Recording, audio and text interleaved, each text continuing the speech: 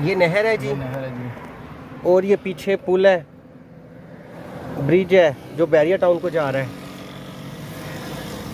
ये ठोकर की तरफ से ट्रैफिक आ रही है, और ये जो ट्रैफिक जा रही है उस साइड पर, अपोजिट साइड पर, वो बैरिया टाउन से आ रही है। ये मेन रास्ता है इसका,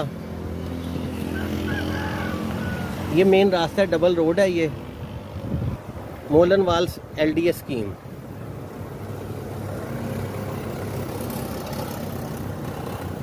मोहलनवाल LDA स्कीम मेन रास्ता है, ये एंट्रेंस है ये इसकी नहर से, शाहकाम चौक ब्रिज चढ़ने से पहले।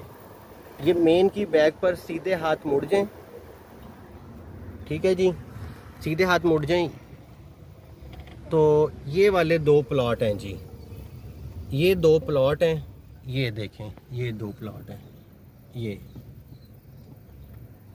और इधर से आप देखें, ये सामने नहर है, ये नहर है सामने।